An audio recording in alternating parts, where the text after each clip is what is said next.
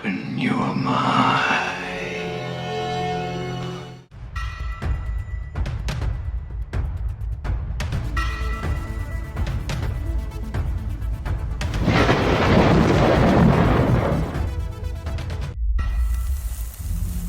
Hey out there, this is Buzz with TheSurvivalBuzz. So I don't know about you guys, but I'm about to work myself to death, I feel like. And it's nobody's fault but my own.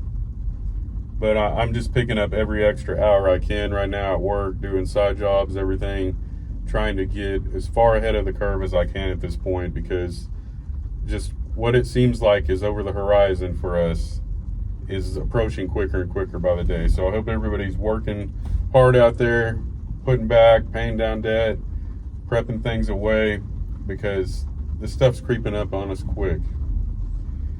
You know, I've noticed a lot of pushback recently.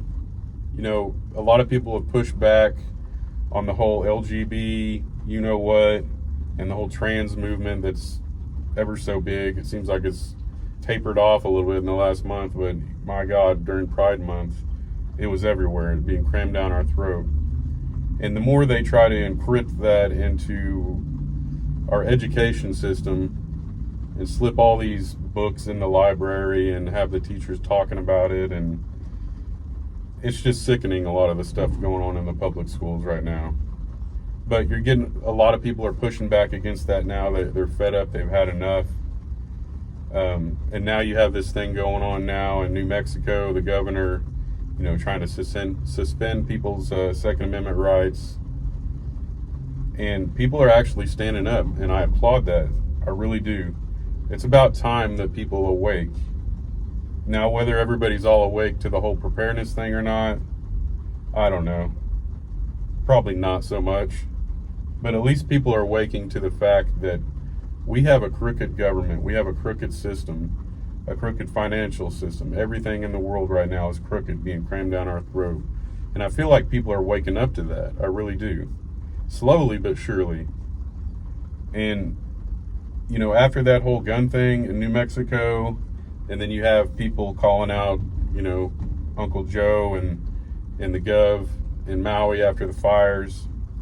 People are fed up, man. People are really starting to come to light, I think, to what's going on, you know, and thank God they are. But I would like to hope that a lot of them get in more into preparedness and stuff, so you don't have the mass crowds of starving people.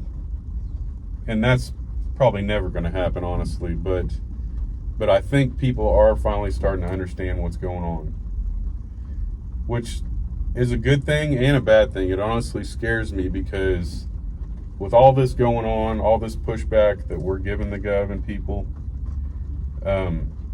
it's going to come at a price eventually. And right now they're just shoving and shoving and shoving and pushing us, the general population, into a corner. And eventually they're gonna just keep pushing till there is a lockdown or something like that, or they're gonna force a jab or whatever, you know, tyrannical thing they decide to do that week. But eventually people are going to get fed up enough. And where the first shot comes from, so to speak, whether it be on their side or our side, it's coming. It truly is. And like I've talked about before, there's something in the air different now with this whole lockdown talk. People aren't going to comply. There's already tons of people talking about they're not going to comply. On social media, people I've talked to in real life, people are just done with it, man. After they had their rights and things taken away for so long before, for the, 2 weeks to slow the spread, people aren't doing it again, man. And there will be the few that go along, but I think there's going to be a quite larger crowd this time of people that are going to say, no, I'm not doing that. No, I'm not putting that mask on. No, I'm not sticking that in my arm. No, I'm not staying in my house. No, I'm not shutting my business down. And depending on how blue of a cesspool you live in, that's going to have a big effect on what happens. And I know this is late in the game, and it's easier said than done for a lot of people. I'm financially hurting just as bad as you. But if you have the ability and you live in a blue city, get out of there, man. even if you have to cut your living below your normal means, it's going to get bad, man. If they decide to push this lockdown, like is the talk of the town right now, if they decide to do this, if you're in one of those blue cities, I don't think you're going to have to worry about the government as much as the people around you. And I'm not trying to fearmonger on here by saying that. I'm just saying there's something different in the air right now, and people are fed up. People are barely scraping by, and people are sick of having their rights stripped away from them. And I'm truly glad that people are waking up, but at the same time, people are angry. And they might just take it out on you or me when they're starving to death. I wish as many people that were waking up to the crookedness going on, the tyranny going on, I wish all those people could get prepared as well. But they're not going to. They're not. But like I said, with all this pushback now against Big Daddy Gov and stuff, you can bet it's going to go down eventually. And if you're living in one of those big cities, get out of there, man. Get out of there. Because they try to lock those cities down, and you're going to see protesting like you've never seen before.